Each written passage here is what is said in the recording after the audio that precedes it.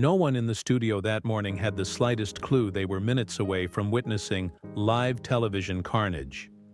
Steve Harvey certainly didn't. He entered the set of The View expecting a warm, easy interview. Nothing more than a routine promotional pit stop. The audience roared the moment he appeared, engulfing him in applause, as though they'd been waiting all week just to see that famous grin. Before we begin, tell us where are you watching from, also subscribe. His navy suit looked sculpted onto him, the patterned tie resting confidently at center stage, and his stride carried the relaxed swagger of a man who had mastered a lifetime of spotlights. Whoopi Goldberg greeted him with genuine warmth, her voice rolling across the table with that unmistakable blend of authority and ease. Sarah Haynes followed with a sunny welcome, and Sunny Hostin added her polished professionalism. The entire panel radiated friendliness, except for Joy Behar. She sat at the far end, angled away from him, arms folded so tightly it was as though she were bracing for impact. Her eyes were sharp, unblinking, and disturbingly calm.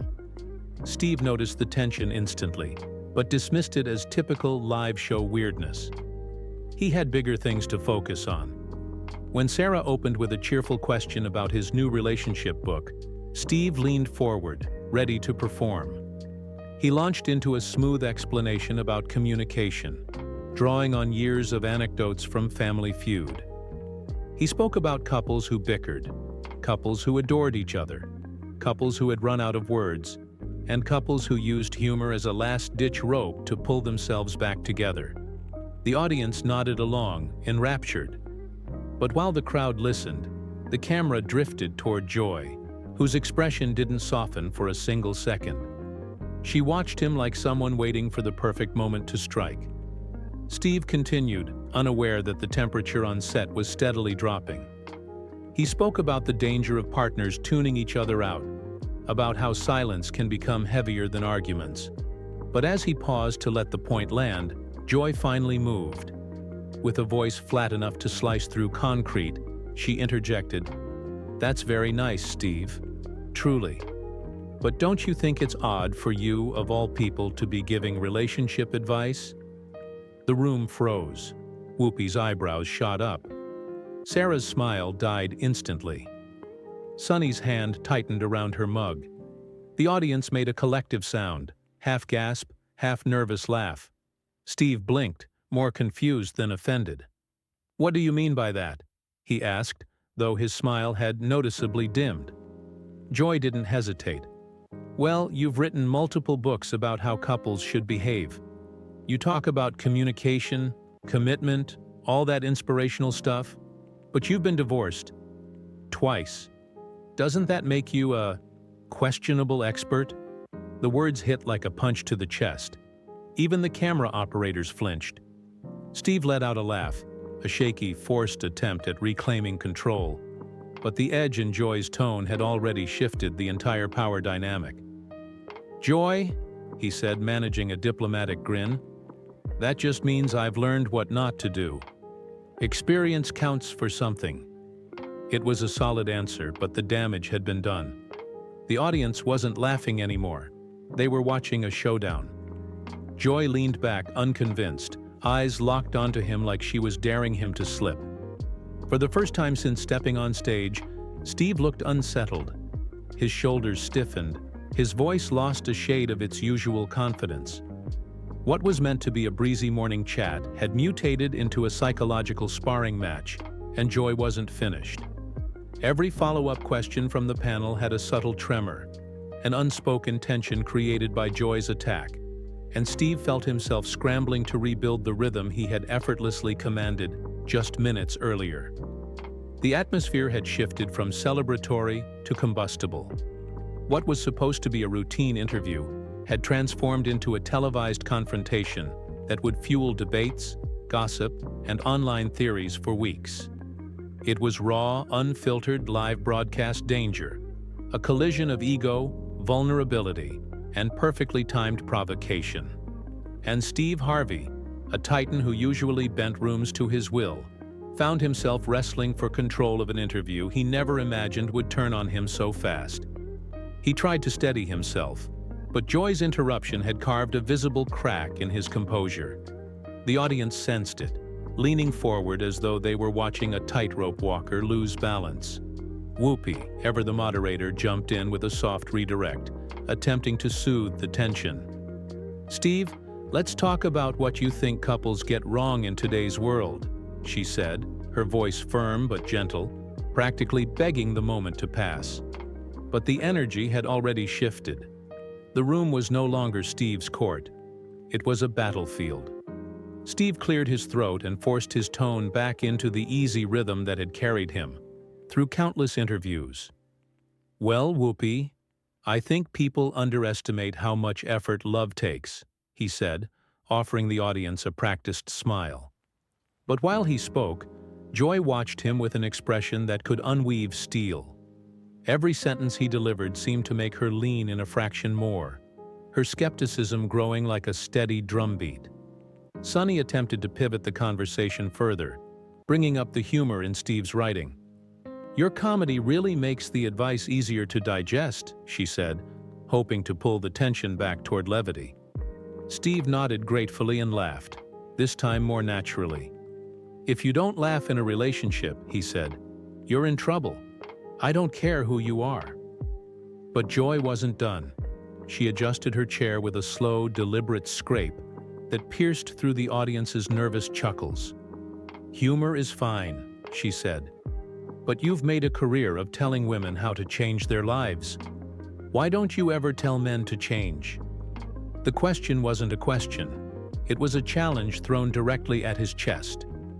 A ripple of surprise swept across the room. Steve inhaled as if the air had suddenly thickened. He held Joy's gaze, trying to maintain control, but the slightest quiver betrayed him. "Joy, I talk to everybody," he insisted. "Men, women. It's advice for all people trying to make it work." Joy tilted her head, unimpressed. "Do you?" she pressed. "Because sometimes it sounds like you're telling women to fix everything while men get a pass." The audience murmured, a low buzz of shock and anticipation. Sarah shifted uncomfortably in her seat. Sunny glanced toward Whoopi, hoping she'd intercede again. But Whoopi stayed silent, allowing the moment to unfold. Her years on television had taught her to recognize when something irreversible was happening on air, and this was a wildfire. Steve exhaled slowly, recalibrating.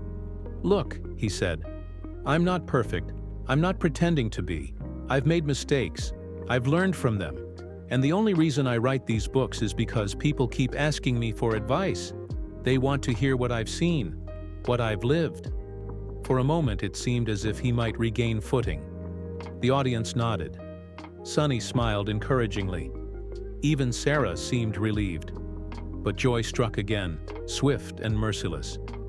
"Or maybe," she said, voice measured and icy, "they listen because you've convinced them you're an expert, when maybe all you've really done is fail loudly." The impact was seismic. A harsh gasp echoed across the studio. A producer behind the cameras visibly mouthed, "Oh my God." Steve's face drained of its usual warmth. His mouth opened slightly, but no words came out.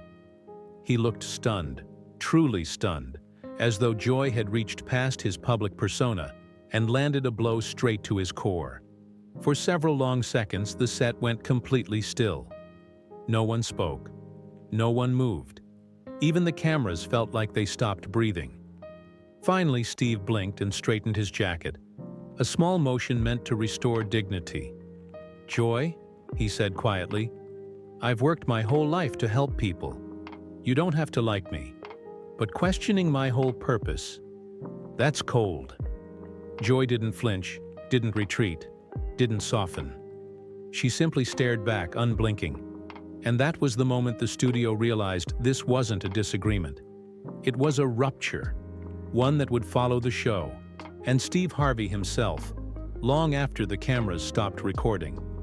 Before anyone could intervene, Whoopi finally leaned forward, her voice low and steady, the tone she used when the ship was taking on water.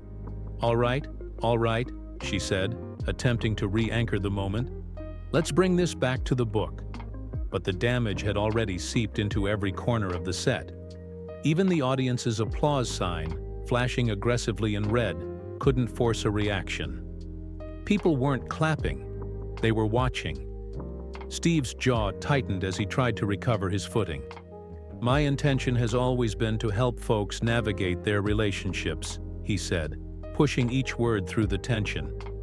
"Because I've seen what tears couples apart and what keeps them strong." His voice carried sincerity, but there was a rawness now. His polished armor had cracked. Joy, however, seemed almost energized by the shift. She uncrossed her arms slowly as though preparing for another strike. "If that's true," she said, her tone deceptively calm, "then maybe you should also talk about the responsibility men have. Not just what women should tolerate or adjust." Steve inhaled deeply. "I talk about both," he insisted. "People twist what I say, but I talk about accountability. I talk about effort." "Do you talk about your own?" Joy countered instantly, not even giving the words time to settle. Sarah glanced down at the table, mortified.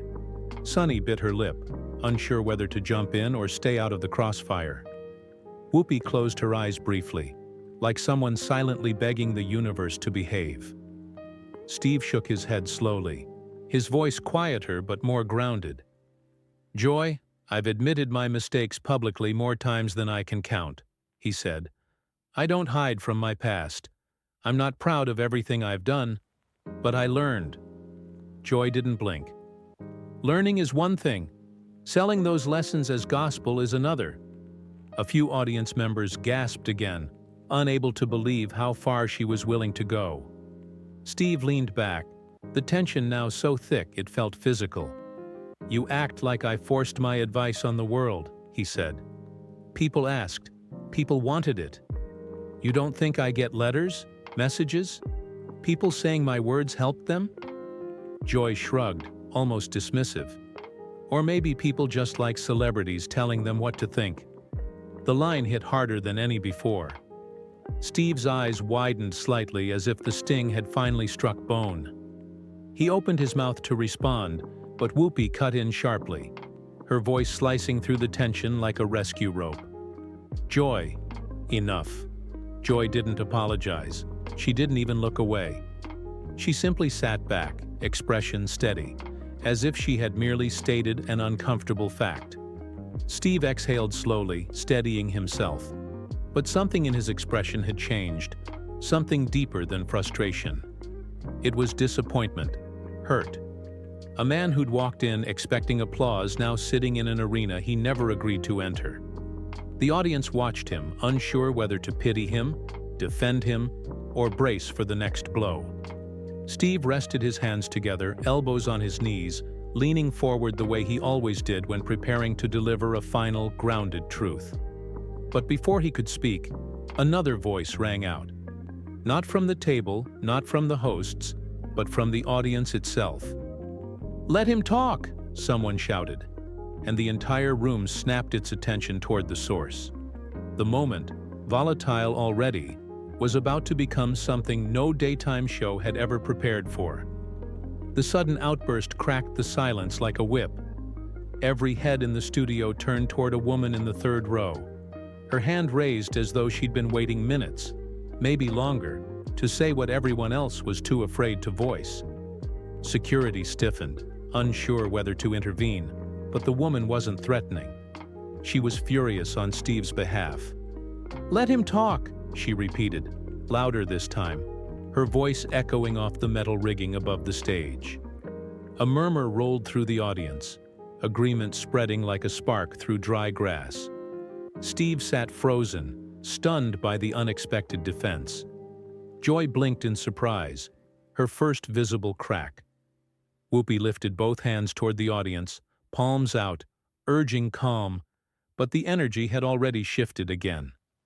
It was no longer a panel versus a guest. It was a room divided, and the tension vibrated through the air like static before a storm.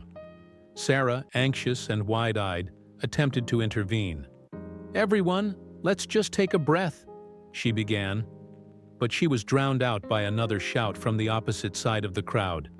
He didn't come here to get attacked." A wave of applause followed, hesitant at first, then swelling with force. Sunny looked toward the producers off camera, her eyes asking the silent question, "Do we cut to break?"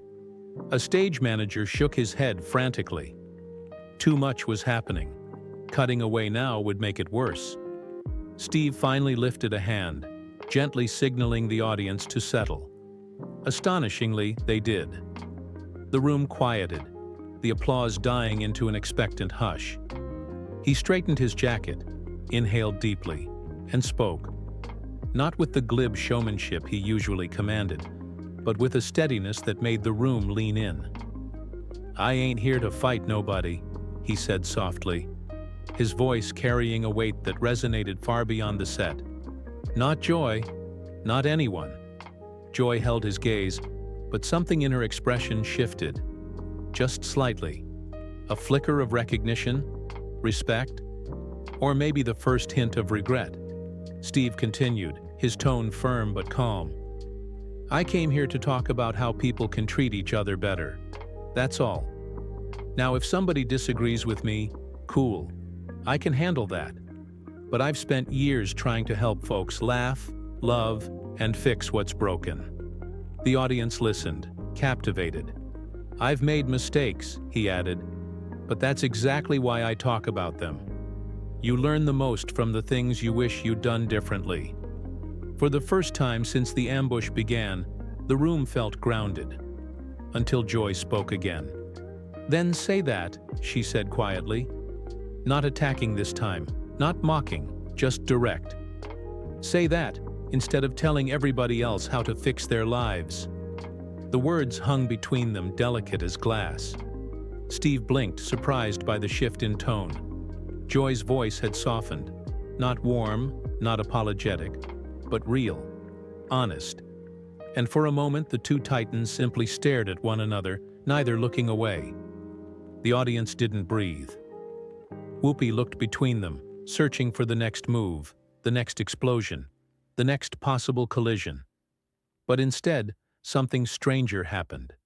Something that no one, not even the producers scrambling behind the cameras, could have predicted. Steve nodded, just once. A small, controlled movement, but enough to send a ripple through the room. "Fair," he said quietly. Joy didn't speak. She didn't gloat. She simply nodded back, an acknowledgement, thin as a thread, but unmistakable.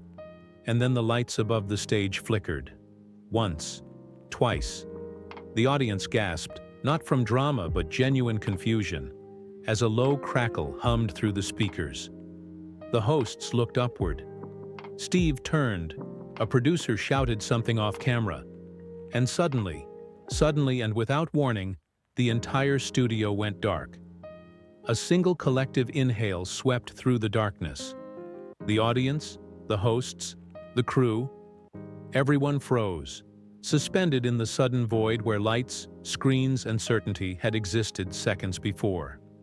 For an instant, the studio felt alive in a new, unsettling way, humming with the raw fear that comes when humans are forced to confront silence together.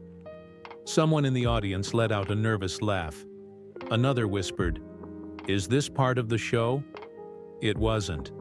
The emergency lights along the edges of the studio flickered weakly, casting the room in a dim red glow that distorted every face and turned familiar shapes into eerie silhouettes. Steve Harvey remained perfectly still, hands resting on his knees, eyes scanning the darkness with the quiet, seasoned patience of someone who had lived through stranger moments than most people could imagine. The hosts stayed anchored to their chairs, but their voices hovered just above whisper level. Sarah murmured, "Are we still live?" Sunny leaned toward her, eyes narrowed. "If we are, no one can see us." Whoopi's voice carried a low, steady authority even in the murk. "Nobody move. Tech's gonna handle it." Joy, for the first time since the interview had started spiraling, looked somewhere between startled and irritated. "Well, this is great," she muttered. "Electronics don't even want to deal with this segment anymore." A few people snorted in the audience, grateful for the release of tension. Then a sharp clack echoed from the back of the studio, metal hitting something solid. Several audience members flinched. A cluster of cell phone screens lit up like fireflies as people instinctively reached for their pockets, illuminating snippets of pale faces and nervous expressions. "Everyone please stay seated," a producer called out from somewhere behind the cameras, his voice stretching into the darkness. "We're working on restoring power." Nobody moved toward the exits, but the restless shift of bodies created a soft, continuous rustle. Steve straightened slowly, the dim red glow catching half of his face and giving him a strangely heroic, statuesque silhouette. "Look," he said, his deep voice carrying effortlessly even without a mic. "We all right. Lights go off sometimes, ain't nothing to worry about." A few chuckles bubbled from the crowd. Even Joy cracked the faintest smile into the darkness, though whether it was amusement or disbelief was impossible to tell. Another flicker. The red emergency lights pulsed, dimmed, then surged brighter, casting long, strange shadows across the stage. Sarah lifted a hand to her chest. "Okay, that scared me." Sonny swallowed. "Me too." But something else happened then. Subtle, but unmistakable. Without the cameras, without the blinding stage lights, without the polished machinery of television, the tension that had twisted the room earlier began to unravel. The darkness leveled everyone. No audience, no panel, no guest. Just people sharing uncertainty in a dim room. Steve's voice cut gently through the quiet. "Joy!" She looked toward him, only her outline visible. "Yeah? I hear you," he said simply. The room didn't breathe. Joy exhaled once, slow and surprised, like she hadn't expected those words. Certainly not now, in the dark, stripped of the showmanship and the noise. "Good," she replied, her voice softer than it had been at any point in the interview. Another flicker. The faint hum of power returning. Then, like the world inhaling and reopening its eyes, the studio lights blasted back to life. White, sharp, overwhelming. The crowd winced, shielding their eyes. The hosts blinked rapidly, adjusting. Steve squinted into the renewed glare. The cameras reset. The monitors rebooted. The show was back. But the people sitting there were not the same as before the blackout. If you like this video, then subscribe.